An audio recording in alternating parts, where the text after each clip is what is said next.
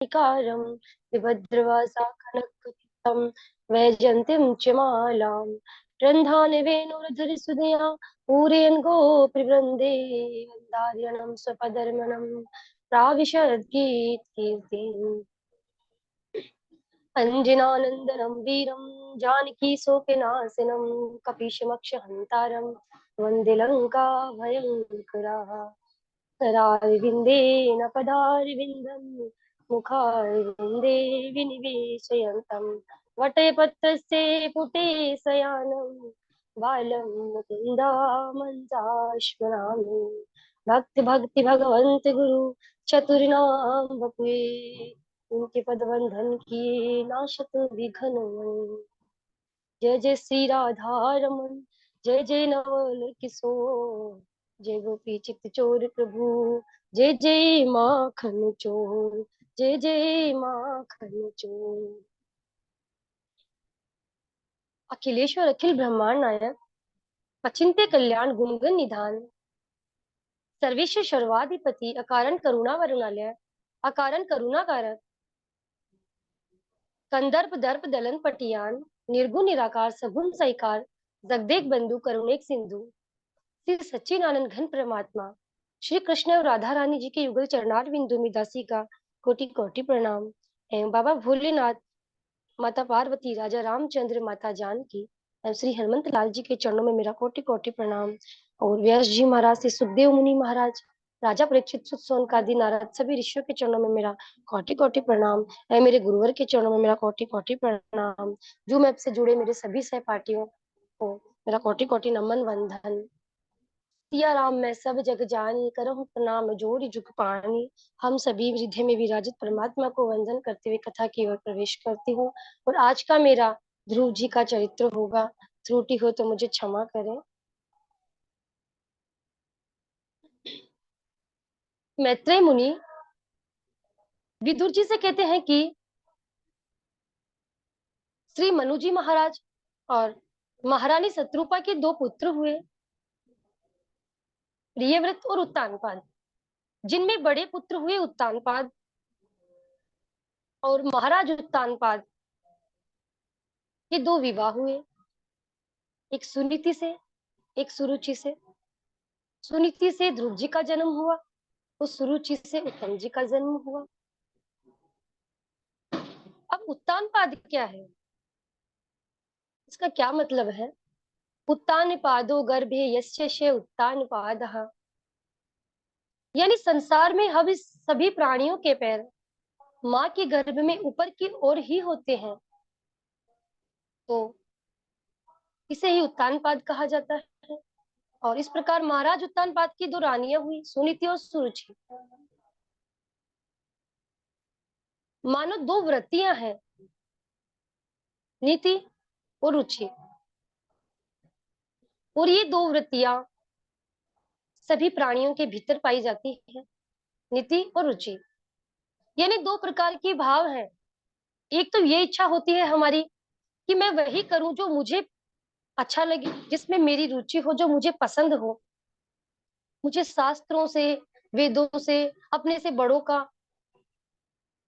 कोई मतलब ना हो। मुझे तो बस वही करना है जिससे मुझे व्यक्तिगत सुख की प्राप्ति हो। ये होता है सुरुचि का रास्ता, यानी अपनी पसंद से कोई भी कार्य को करना। और दूसरा रास्ता होता है सुनीति का रास्ता। सुनीति यानी अच्छी नीति, यानी मुझे केवल मेरे विषय में नहीं सोचना, मुझे मेरे परिवार के विषय में सोचना है, मुझे समाज के बारे में सोचना है।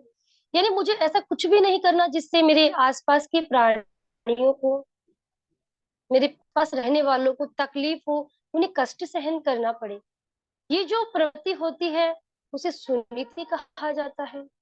और ये दो वृत्तियां हम सभी में पाई जाती है। अब महाराज उत्तानपाद की जो दो पत्नियां थी, उनसे एक के ध्रुव जी का जन्म होता है, दूसरे से उत्तम जी का। अब ध्रुव यानी अटल होता है, और उत्तम यानी बढ़िया।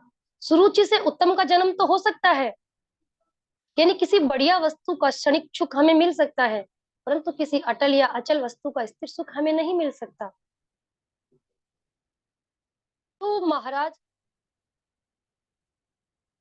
यहाँ तक भी गुजारा हो जाता है कि सुनीति भी है और सुरुचि भी है। कभी व्यक्ति मन की सुन लेता है, तो कभी नीति की सुन लेता है।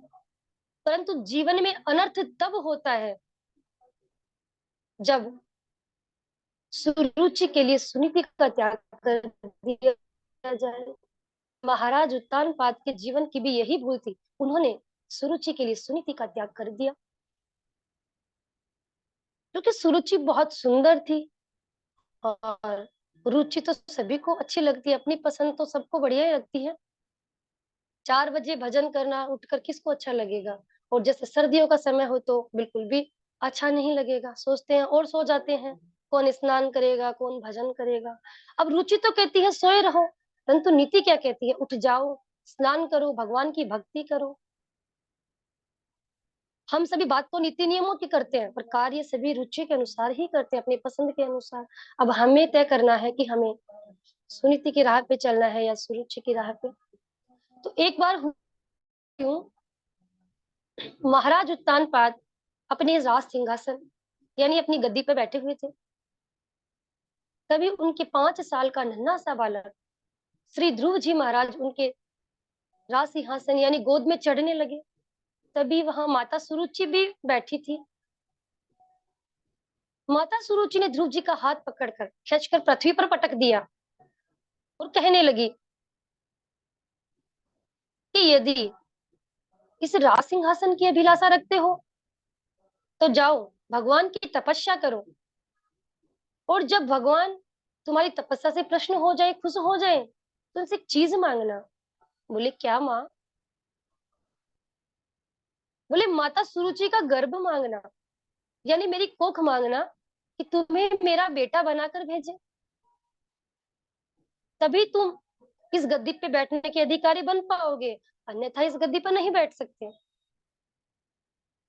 अब माता सुरुचि ने एक बात तो बिल्कुल सत्य कही, दूसरी असत्य भी कही है। एक सही और एक गलत। सही तो ये कही कि जाओ उस प्रभु की आराधना करो, उनकी तपस्या करो, और जब खुश हो जाए तो उनसे नरक मांग लेना। नरक कैसे? गर्भ नरक ही तो है। जब भगवान मिल जाए तो हमें नरक में जाने की आवश्यकता कहाँ है? कौन नरक मांगेगा प्रभु से? तो यही उल्टी बुद्धि का काम होता है सुरुचि। बालक ध्रुव का बहुत अपमान हुआ और वे रोते रोते अपनी माता सुनीति के पास गए और उन्होंने पूछा, माँ मेरे पिता कौन है? बोले वही जो राज सिंहासन की गद्दी पर बैठे हैं, वही तुम्हारे पिता है पुत्र। बोले माँ सही सही बताओ। बोले हाँ पुत्र। बोले ऐसे कैसे पिता है? मैं पिटता रहा, मेरा अपमान होता रहा और वो देखते रहे। बोले तेरा अपमान हुआ? बोले हाँ माँ। किसने किया? बोले मौसी ने।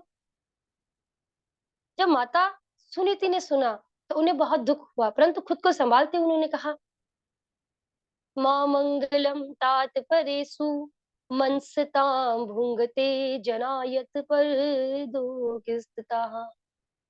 कहने लगी कि बेटा कभी भी किसी की अमंगल की कामना नहीं करनी चाहिए, क्योंकि हम किसी को दुख देते हैं तो उसका फल हमें स्वयं भी भोगना पड़ता है। और सौतेली माता होते हुए भी सुरुचि ने एक बात तो एकदम सत्य कही है कि यदि राज सिंहासन की अभिलाषा रखते हो, उसकी इच्छा रखते हो, तो जाओ उस भगवान की तपस्या करो। और हाँ, तपस्या में बड़ा सामर्थ्य होता है, इसलिए जाओ और तुम तपस्या करो। ध्रुव जी महाराज ने कहा ठीक है माँ, मैं तपस्या करूंगा। अब वे 5 साल का नन्हा सा बालक यह भी नहीं जानता कि तपस्या कहाँ मिलती है, कौन से बाजार में मिलती है, कौन से पेड़ पे लगती है, परंतु माँ की आज्ञा का पालन किया। और कहते हैं माँ और गुरु, इन दो की आज्ञाओं का पालन करने वालों का कभी पतन नहीं होता, क्योंकि इनकी आज्ञाओं से जो धर्म बनता है वह धर्म व्यक्ति की रक्षा करता है। और श्री ध्रुव जी महाराज माँ का आशीर्वाद लिए और माँ का आशीर्वाद लेकर जाने लगे, तो माँ ने कहा बेटा अपनी मौसी का आशीर्वाद भी लेकर जाना, क्योंकि यदि तू तपस्या के लिए गया और हृदय में दुनिया के लिए नफरत लेकर गया तो तेरी तपस्या को कभी सफलता नहीं मिलेगी। माँ के कहे अनुसार श्री ध्रुव जी महाराज मोशे का आशीर्वाद लेते हैं और माँ के पास आकर माँ का आशीर्वाद लिया, तो माँ ने कहा कि बेटा, बेटा तू जा संग में दुआ हमारी है, लाला तू जा संग में दुआ हमारी है। हो धन्य भारत में, धन्य भारत में ऐसी महतारी है, बेटा तू जा संग में दुआ हमारी है। हो तुमको जाना है, प्रभु को पाना है, हो तुमको जाना है, प्रभु को पाना है, हो नाम मैया का ऊंचा